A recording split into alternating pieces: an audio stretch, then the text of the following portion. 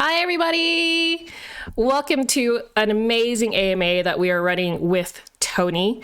I know we usually run these maybe twice a month, once a month, depending on who we can bring to you in terms of expertise. I'm very excited to be talking about data, insights, analytics. It's one of my passion points as a community manager, as a general human being, because I love data and I think you should too. I see Jansen in the chat. Hey, Jansen, what's up? I know you asked me what's up. We're doing this live stream. And I want to intro this by saying the reason why I'm really passionate about this topic and why I think you should be passionate about this topic is because there's a lot of things to be said in terms of the power of using insights to improve yourself, improve your brand, improve your work. And I'm talking about across your entire life. Obviously, today we're focusing on insights for content creators. So I'm really keen to be answering some of the questions that have been coming in from the community, and also just building this kind of baseline conversation / discourse about, why you need to be thinking about this, why you need to care. And I think we couldn't have picked a better person than Tony to do this AMA with, because he is an amazing person. And he is also, of course, a gamer. We wouldn't get someone who isn't a gamer to also talk about this topic. So he has an excellent perspective from both sides, as someone who's a professional in the data and insight space and someone who already has that passion for games.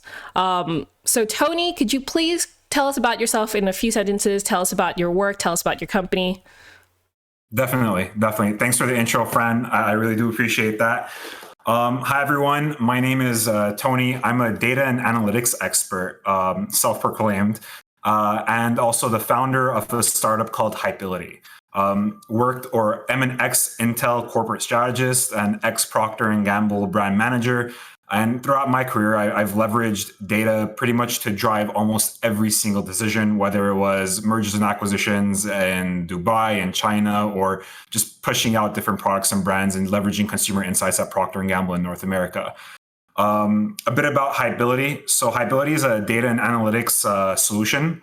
It's tasked to give creators a deeper and more concrete understanding of their content, their audience, and really it looks to drive better content creation, make or get you guys more engagement, and really is a way of growing your viewership organically.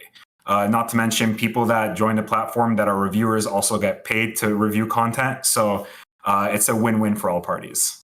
Yeah, that's awesome. I want to before we get into the main AMA part, I do want to dive into why you've founded this particular company and why you've gone from, basically corporate life to this sector. Tell me more about that. That's actually a great question. So I actually recently just finished up my MBA. I was going to be joining a tech company in New York as a corporate strategist there, but the entrepreneurial bug bit me halfway through MBA school or grad school, and horrible time for it to do so, but it is what it is. And I started working on different side projects, and my passion has always been, or gaming, the content creation scene is something that I've always been interested in. Whenever I had chance, I do jump onto YouTube and Twitch and watch different creators. And I kind of also thought about my background in data and how profound the impact data can have. So kind of how it started was, I was like, if I could integrate these two things or combine these two things, that would be great. And to do that, I started one-on-one consulting with different creators, made a couple of Reddit posts on the Twitch subreddit. One of them took off, was asked to do an AMA, did the AMA, AMA blew up. And that's when I was kind of like, there does seem to be an interest in data and analytics in content creation.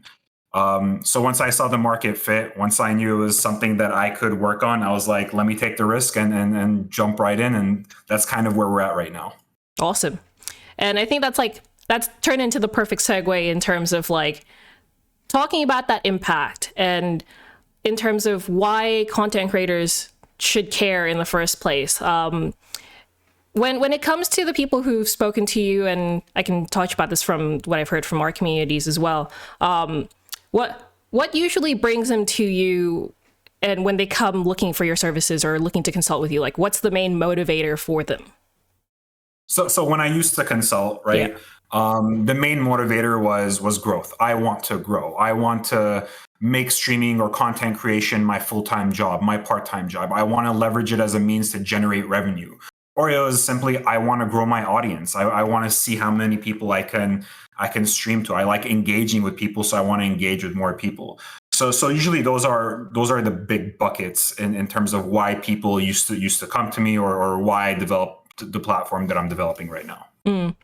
And do you feel like there's an awareness that we need to work on here in terms of, did you have a lot of education to do with different creators you've worked with in terms of like, okay, you need to start looking at this metric and this, and definitely what did that look like? So it's pretty interesting, right, Fran? Like, and I'm going to make sure I articulate this the right way. A lot of times people know that data and leveraging data is significant or is important, but there's the curve really lies of how do I do that? Is there a solution that I can use to do that? Do my current platforms or whatever they may be allow me to do that? And the educating came from, well, no, there isn't, but these are some tips and tricks that you could leverage yourself to actually help you look at data, to leverage data, to drive decision making with data. So was there an educational period or education period where I had to educate certain creators to use it? 100%. It's just the name of the game. Data is complicated. It is kind of off-putting whenever we're talking about statistics and numbers. For some people, it's not fun to look at. But once you really do understand some of the basic metrics that are included or that can be utilized, it changes the game. In terms of basic metrics, what do you think would be the most important that content creators should focus on? We can go platform by platform. I guess we can start with Twitch mainly, but what kind of ones do you think people should definitely look at first? There's a lot, but let's talk about like the different buckets of what we can optimize, right? And then we could work our way whichever way we want to. Data can be used to optimize your posting or streaming schedule, right? It can be used to find, if you're a variety streamer, to find the right mix of games. And then it can answer what games you should be playing on what days and at what times based off your schedule. It can also help with discoverability, surprisingly, right? So those are like the four main buckets that we can use data for.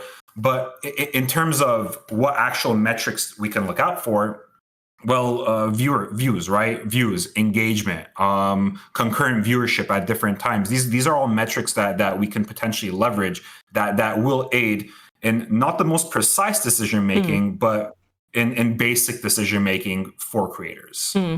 And I just want to make note here. I love your point about using data to drive decisions, because I think no matter what you do, don't just throw something out the window or change something up really quickly without actually contemplating why you're doing it, or have reasoning behind it. And the reasoning, I think, is where that data comes in. And I feel like this is really reinforced from your corporate background, because obviously you are using that to make giant business decisions. What's your thinking in terms of the kind of steps people need to do in prep for optimizing, other than once they know what to optimize for, like how do they go about it? Yeah.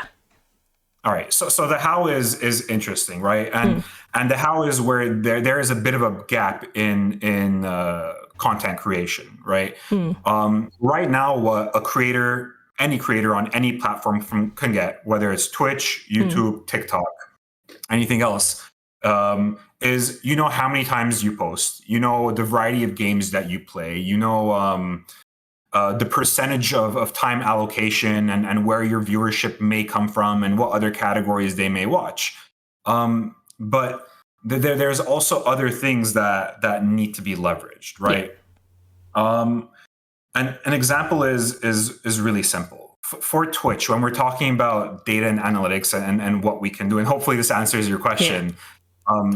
But when we're talking about data and analytics on Twitch, a creator needs to leverage their creator portals, right? Yeah. Their channel analytics. You have access to it on Twitch. You have access to it on Twitter. You could download it as a CSV file or an Excel file, whatever you'd like to call it, as well as YouTube. It's important to make sure that you're looking at these channels, at these portals, to gain a better understanding of what your channel looks like.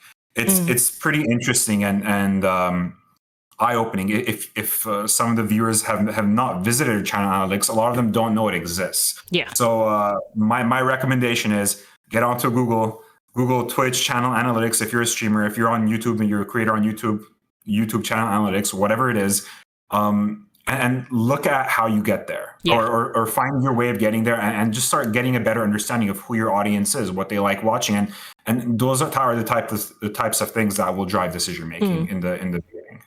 Would you say that it's important to build up a kind of baseline set of data first before you really even start optimizing? Yeah. So now we go into like the sphere of statistical significance, and it sounds like wait, what is that? But essentially what statistical significance is that we don't base decisions off of a one-off, right? Yeah. If you if you have a GTA stream that blows up, it doesn't mean that you need to be that if you play GTA every single day for the next week, you'll continue blowing up. Yeah. It doesn't work like that. So rule of thumb is 10.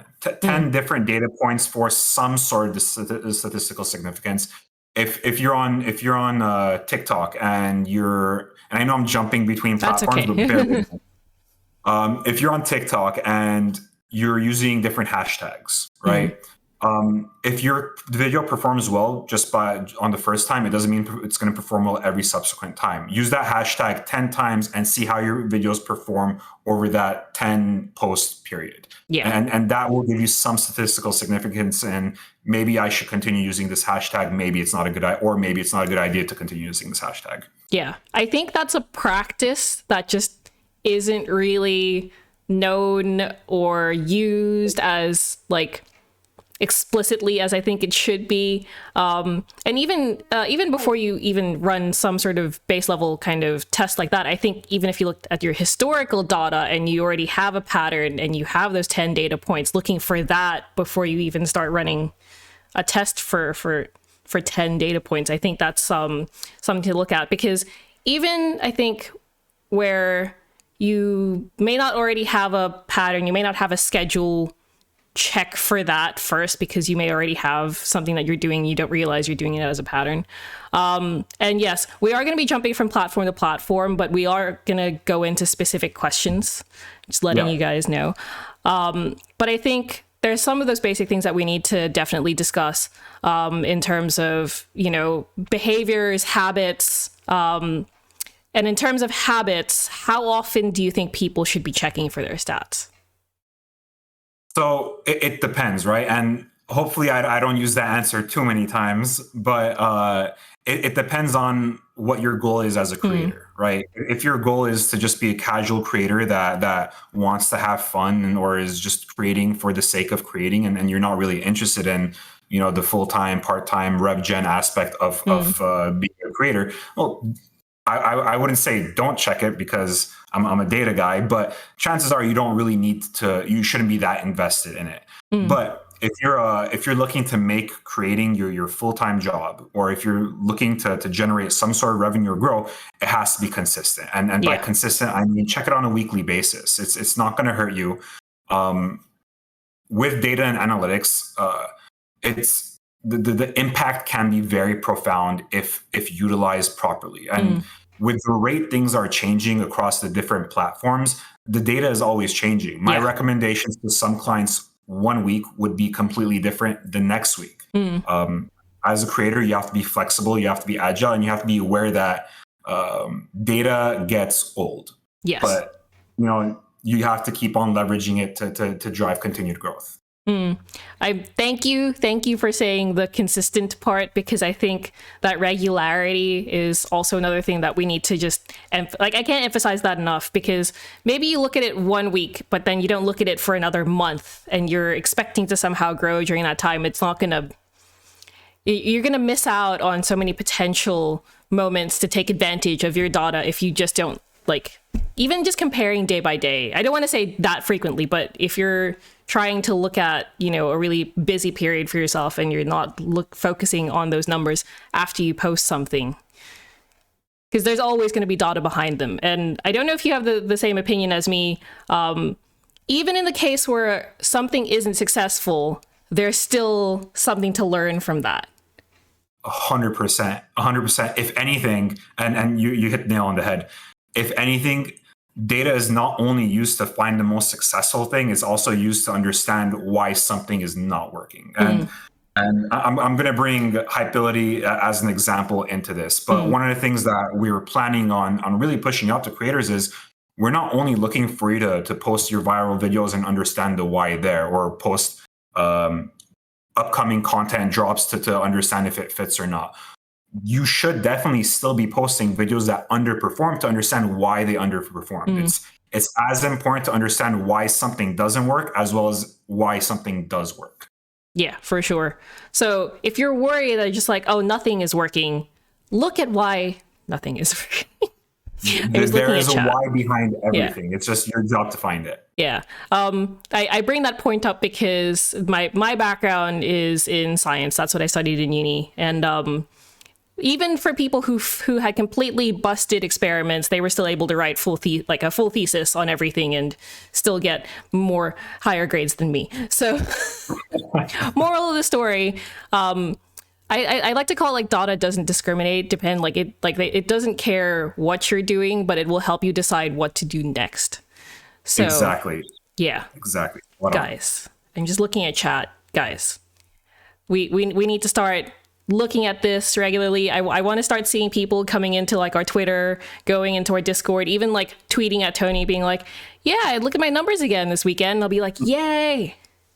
Look at them. But I do want to note that like it can be a bit intimidating, especially if you're going to the point of actually exporting the data, because some of the exports are a bit intimidating. I'm looking at you, Facebook, specifically you, Facebook. But a lot of these platforms, even on platform, they do have understandable graphs. They have explainers explaining different metric types. I just wanted to come back to this point because you mentioned engagements on Twitch, for example. They don't necessarily call it engagements on their own platform. They'll have chats, views, other kinds of interactions, and that's what we're talking about in terms of engagement.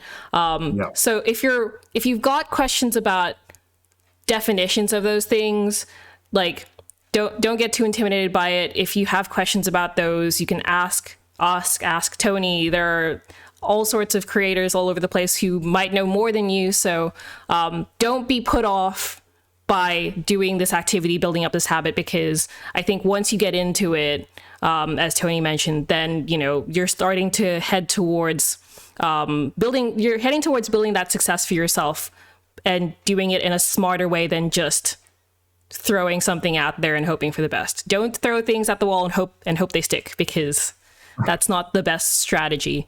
And strategy is, I think, the important thing that works together with the data, right? Because it's not just here are numbers.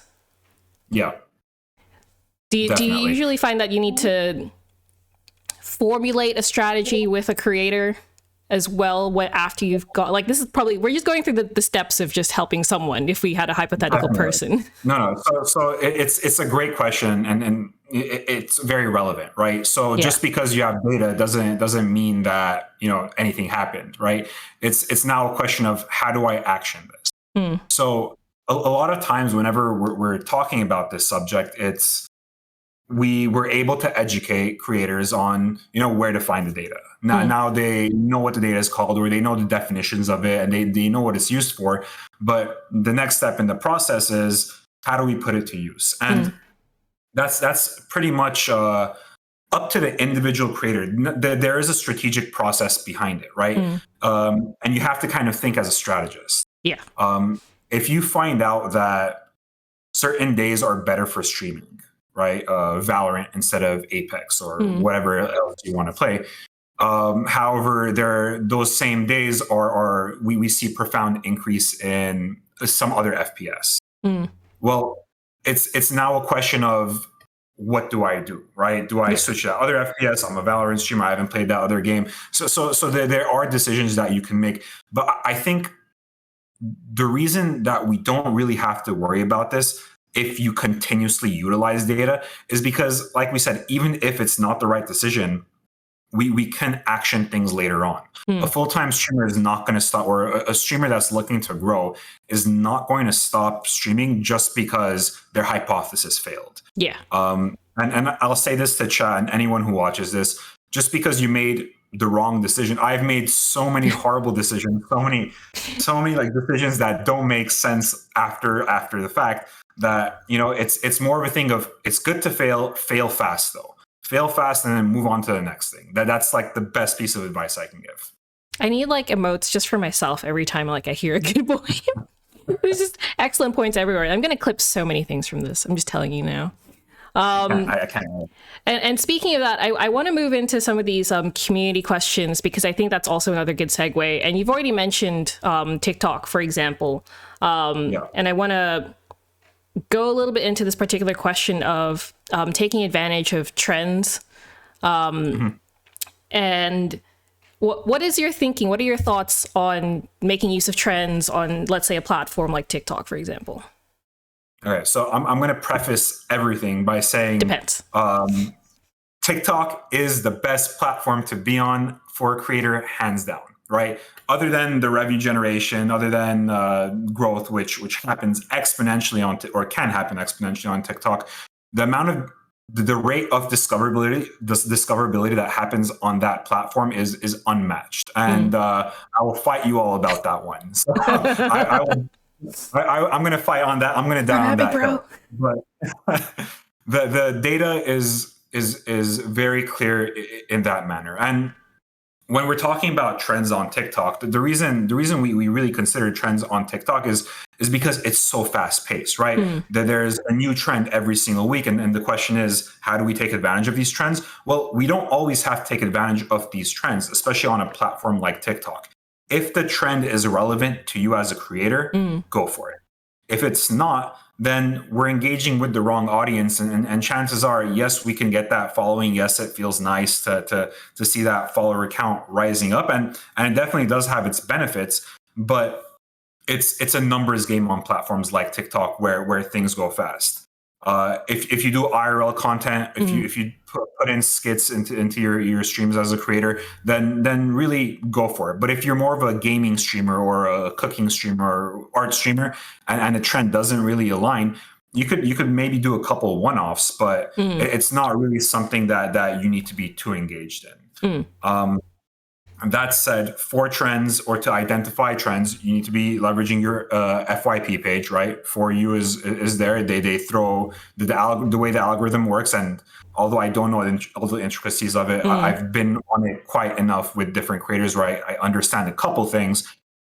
As long as you keep engaging with general content on your FYP page, you will be more susceptible to seeing different trends on TikTok.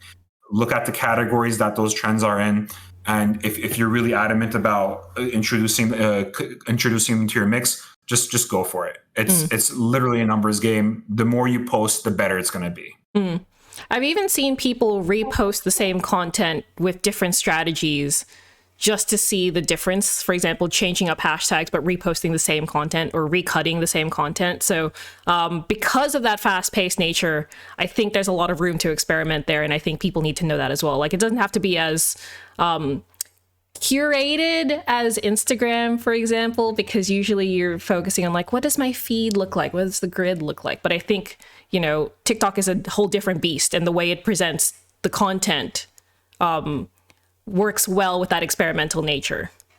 Definitely. And building off that point, I'm not going to give names on the client that I was working with in this regard, but she had a very popular video that blew up during, not during Mother's Day. It blew up well before Mother's Day, but it included a mother and daughter skit that was actually quite funny.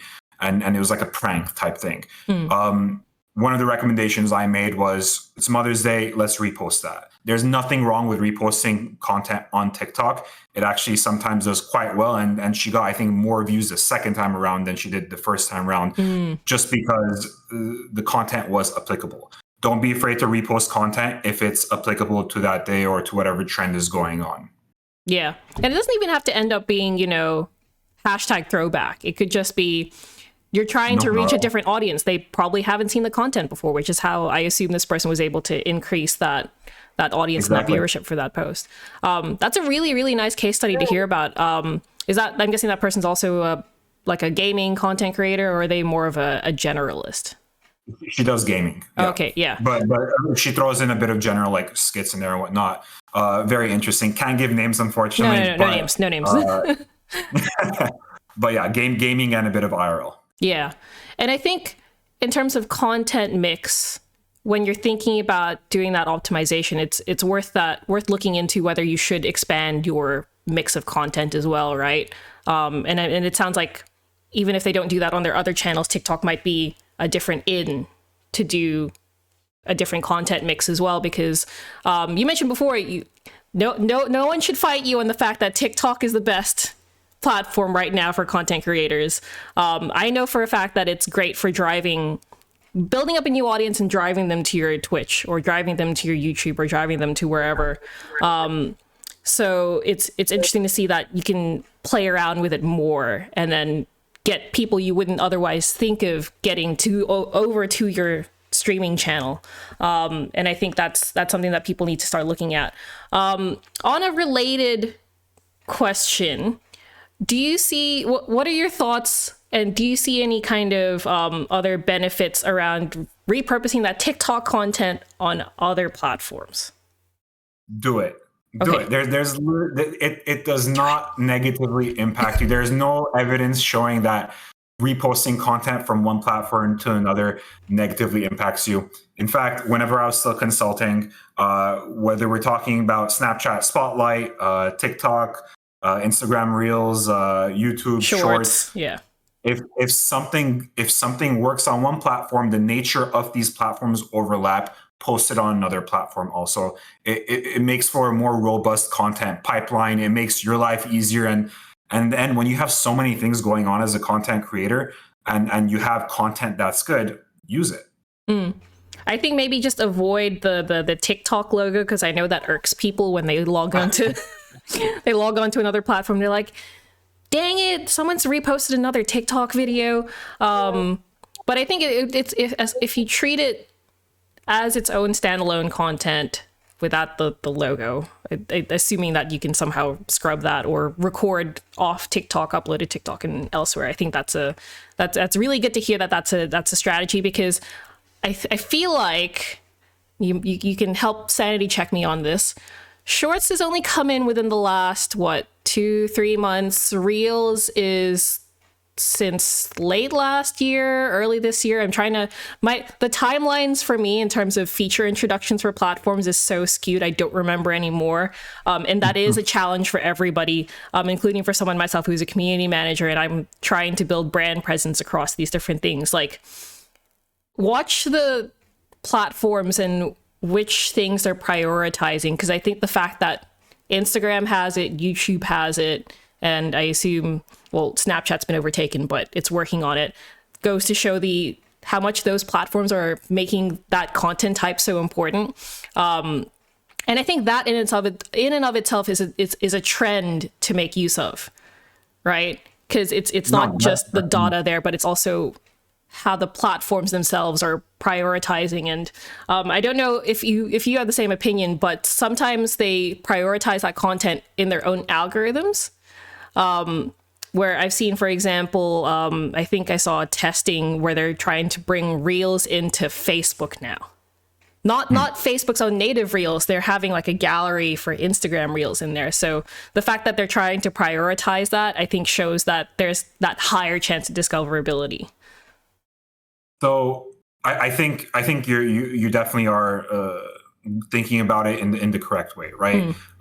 These platforms, whenever we're talking about these massive tech companies that deal in this social media space, they're not going to be integrating solutions individuals don't want to use. They're integrating solutions to capture markets, to bring more people to use their platforms. And the reason they're doing this is because they know it works. So whether TikTok was the first sample in really showing people that these 10-second to 1-minute videos that are skits that are easy to go through are great, and individuals like creating them, and more individuals like watching them. Like the proof is in the pudding, right? It works. These platforms know it works. Know they work. So at this point, it's less of a question of should I? It's more of a question of how do I, right? And I think I think it also speaks to being aware of your environment too, because that is how you do the taking advantage of a trend. So don't stay in a silo by yourself, especially if you're looking for that accelerated growth, that full-time, part-time rev gen. I'm going with that term now, because there's going to be things happening around you all the time, and that dot is going to help you understand where everything is happening, how you can take advantage of that. And I'm just going to keep hammering that point until it gets into people's brains, because we can't emphasize that enough. I think we're going to start moving on to slightly different platforms now before I jump into YouTube. Actually, before I jump into the kind of recorded video and streaming channels, there's an interesting question here I feel like we should have answered a little bit earlier, but I think is still kind of relevant. I saw someone on Twitter ask if they can have a cheat sheet that tells them exactly how many times to post and when. And this is the biggest depends question ever, and I want to answer that question live. Well, thank you for that. I wish there was a cheat sheet that can tell us when to post and how often to post and all that fun stuff, right? The reason it depends is because every single creator is different. Unless we know what type of content you're posting, are you a VTuber? Are you a pro streamer, or are you a variety streamer? Like, unless like we have answers of your schedule also, like there's so many different variables that go into this where we're just not going to be able to answer that. And the unfortunate thing is that if you were to go online and try googling the answer to this question, you might be getting someone typing like, hey, yeah, Thursdays are the best days to post on TikTok. Well, there's literally no statistical evidence that shows Thursdays are the best day that we should be posting on TikTok. There's no statistical evidence that says there's one amazing time to be posting on TikTok, right?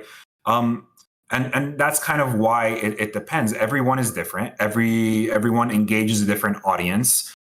So unless you know who your audience is, where they come from, what ages they are, what you're streaming, what type of streamer you are, then you won't really know. And I think let me leave it with this example, right?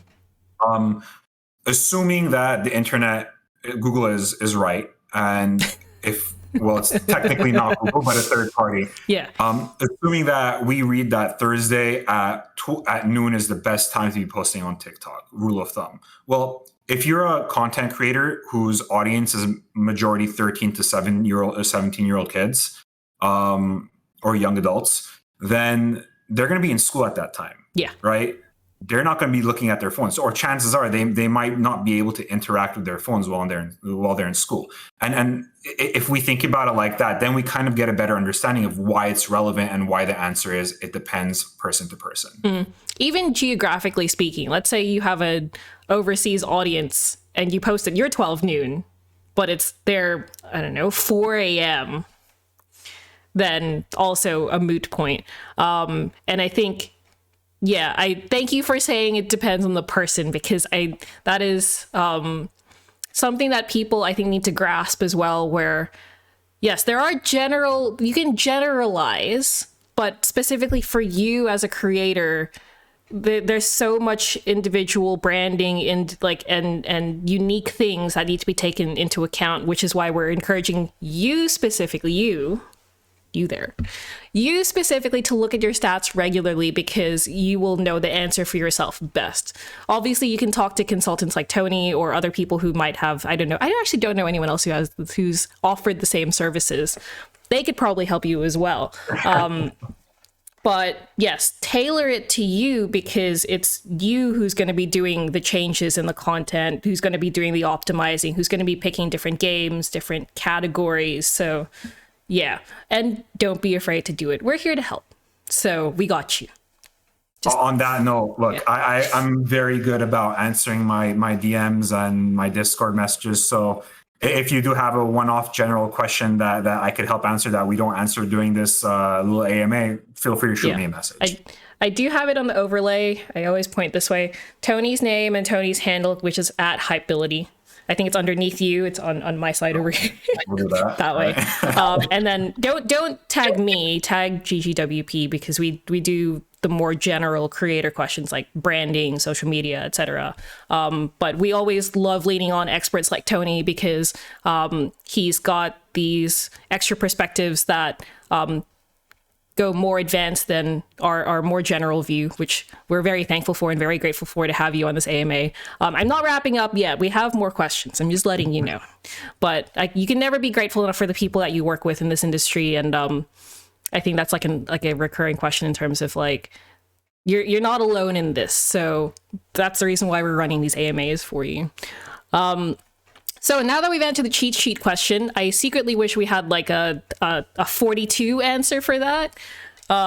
If somehow, I'm just going to throw in like a really weird segue here. If somehow you find the magical time and date and you're like the one person who tweets that, look, that tweet would blow up.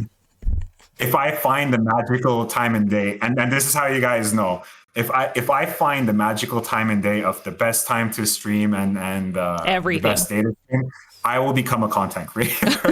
Okay, so when we see your Twitch go live, we're like, oh, he found it. So exactly, when you see my Twitch go live, then that means I found the magic number, and you guys should go live at the same exact time. Lord, and then just the discoverability page on Twitch is just going to be gone. Exactly. Okay. This is also, actually, it's turned into a very, very good segue.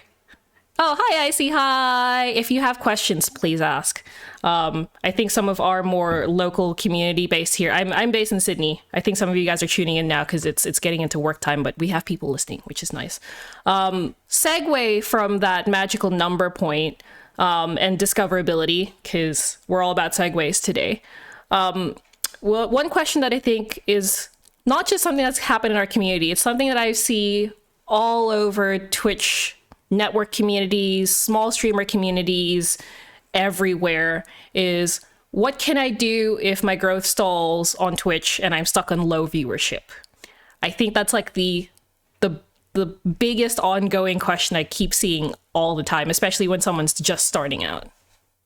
It's tough, right? I mean, it's a one thing to have to be a creator and just being stuck, but the mental aspect of it's just not easy. But there is hope. There are a couple things that can be done, and it doesn't necessarily only involve data. It involves what you can do as a creator. First things first. It's important to understand the why. Is there a why to this, right? Is it if my audience is no longer there, then we really need to look into why they're not there. Did I change my content up recently? Did I change the times that I'm creating, the times that I'm streaming? Am I doing anything different during streams? Is something going on in my life that may be impacting my demeanor on stream? So first things first, ask for feedback. Right. It's super important to ask for feedback from the people that watch you. Shameless plug again, and hopefully I don't do too many more of these, but the reason Hypeability is focused on targeted audience feedback is because your audience knows the content and what works best, right? If you see content's underperforming, upload the video. And get a better inclination from these reviewers of, we don't really see eye to eye with this. It could simply be a thing where preferences are shifting. Something that I've seen recently, friend, has been the whole going from like going from school, so finishing up the academic year, going into summer. People have now seen a varying amount of viewership. Some people it bumped up, other people it bumped down. Like the 10 p.m. to midnight slot now is bumping up. It's not to say that everyone should go stream at that time, but there may be like external things impacting it. Next thing you can do is you could really take a look at the content that you're streaming. And I don't know if we're going to be touching on this later, but I'll touch on it now. There's this metric called viewer to channel ratio. Essentially, lower number of channels, higher number of viewers is great. Higher number of channels, lower amount of viewers is bad. It kind of goes without saying, but that's not necessarily a ratio that we should be looking at, although a lot of different platforms include that. We need to be looking as a smaller creator. If you're seeing a decline or just stagnation, then maybe it's time to introduce a new game. It definitely might be. So look at your analytics, find out who your audience is, find out who you align with, and then pick a game that targets that demographic, if that makes sense. Yes. So ultimately, and I'll try summarizing. Understand the why, right? Did you change anything about your stream? Did you change anything about yourself? Look into external factors, right? Are there any shifts in your usual viewers or demographics preferences? And 3, look for a new group to start let's not say attacking, but look for a new group to target. Start trying to align with, right? That's the way it works. Yeah. And I want to bring in a really important term here, which you already explained in words, but I want to bring it here. It's seasonality is a factor in not just, I think, Twitch or anything, but social media for sure, because there are going to be changes in general population behavior, seasons, like actual weather, and where people stay indoors, that kind of thing. So it's not the be all end all, but keep that in mind for sure, especially when you're thinking about like looking at longer term trends. If you can get access to data that runs over a few months, you'll be able to see seasonality better. Sometimes it doesn't apply to people, which is where we go back to it depends on the person, but that might be a factor that contributes to that. Also good. This is apparently a question someone in chat already had, so I'm glad we answered it. I know we have I'm going to give us maybe like 10 minutes. We have 10 minutes left and we have a couple of other questions left. And speaking of the change in kind of content, I do want to talk about this question we have about YouTube, which is what's a reasonable upload frequency for a channel like YouTube? 1 to 2 times a week. 1 to 2 times a week. Don't go back on or don't give up quality for quantity, right? Statistically speaking for myself, speaking for, I'm sure, a lot of other viewers out there, I have a finite amount of time a day to watch videos. If I know a creator is going to be posting one video every single day, chances are I'm not going to be getting to them all. So there will just be videos there collecting dust. It's more important to have a robust content pipeline than to just push out every single video you have. So focus on 1 to 2, depending on the size of or depending on the type of streamer you are. If you're a medium to large streamer or creator, look for 1 video a week. If you're a relatively smaller or newer creator, look for 2 videos a week. Yeah. And I guess it also depends on whether YouTube is your primary or secondary platform as well. Because obviously if you're streaming on YouTube, then that answer is a bit different than if you're posting VODs and other clips to YouTube. If they were a streamer, how often? Then emulate Twitch. It's as simple as that. So I might get a bit of heat for this, and it's fine. Fight me.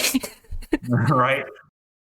From what I've seen, I think it's safe to say I've worked with several different creators of different sizes. I've not seen any evidence of overstreaming, right? Whenever it comes to days. Does the marginal benefit of streaming decrease? Yes, but the net gain is still positive. So just consider that. Yeah. I want to, for those of you, I know what marginal gain is, but I feel like we need to just quickly explain that. I'll let you explain it. I know how to explain it, but I'll let you explain it. So marginal gain is pretty simple in the fact of and I'll give it as an example to make it very simple. If you average 3 to 4 or 30 to 40 views every single hour or subscriptions every single hour, something insane. The 5th hour, your marginal gain might decrease whenever you now average 20 subscriptions. And then the 6th hour, you're averaging 10 subscriptions, and then 5, 4, 3, 2, so on and so forth. The point I'm making is these are still gains, right? These are still follows. These are engagements that stick to your channel. So yes, it's not going to be as much as before, but it's still a gain. It's still a net gain. So we should definitely look at it like a net gain. Yeah. And I think the reason why I wanted you to explain that is because, for example, let's say you peak at, let's say, within the 4-hour stream section. If you're thinking of managing your time and you have multiple channels and you're trying to go full time, consider where those extra 2 hours are going. Would it be more worthwhile to put that 2 hours towards a stream, or would it be more worthwhile putting that 2 hours to creating clips, editing, any other branding work? Because I think that's another consideration where data comes into it, where it's not necessarily about like the content itself, but where you put your time. That definitely, and you know what? Maybe this is a losing battle for me, and I'll be the first to admit it. There are other things you guys have to do if you want to be a full-time and part-time streamer than creating or than being on stream, right? I think GGWP has some great things out there regarding networking and social media. So these are also things that you have to consider when we're looking at the marginal gain. It's more of a thing of, do we value that decreased net gain, or can we, like you said, utilize our time somewhere better? Thank you. Really, it's I'm just glad there's someone here to say things that I'm already thinking and trying to tell other people. But it's just a case of, we're building that education, we're building that awareness, and we're starting with you guys. So we're really happy to be doing this. I think we've got a follow-up question to the YouTube upload question. So regarding 1 per week YouTube video, is that VOD uploads, or are you talking about other content like other information about the game?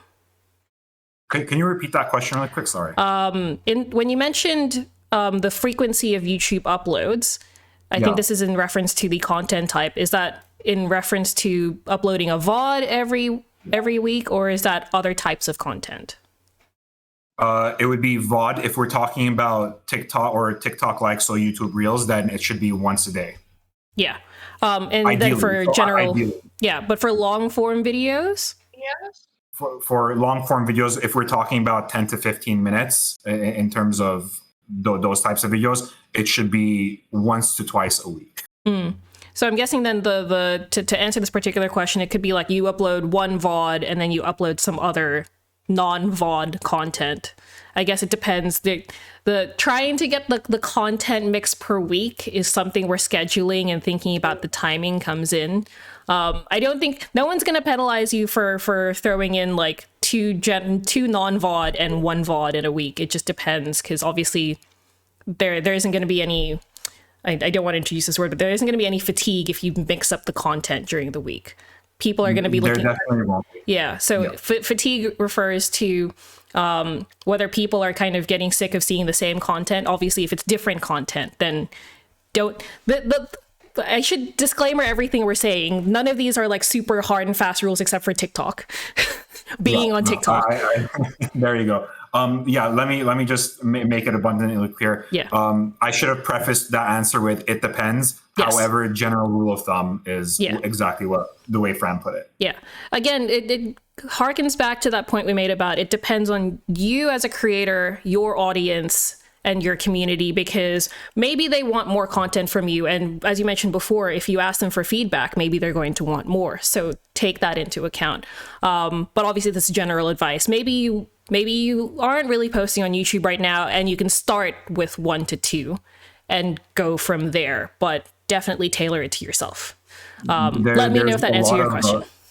There's a lot of variables that go into it. An example, or the simplest example, is if it's a relatively new game that's not saturated, more content is actually a benefit, right? We want to keep posting content. So that's why we say it depends, and there's other things that go into it. Yeah. Thank you. If you have any other follow-up questions, we can always, I know we only have like 5 minutes left to answer more questions, but you can always ask us elsewhere. We'll tag Tony. You can tag Tony. Everybody tag Tony. But it is a good question to ask, because I think YouTube, being the giant platform it is, has been around for, I don't know how many decades. 2 decades?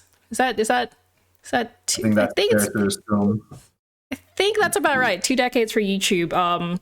And YouTube is another algorithm giant that I just want to add it here, because I don't think it's one of the questions. The SEO on YouTube is just as important as the SEO for something like Google, because it is a Google product. Yes.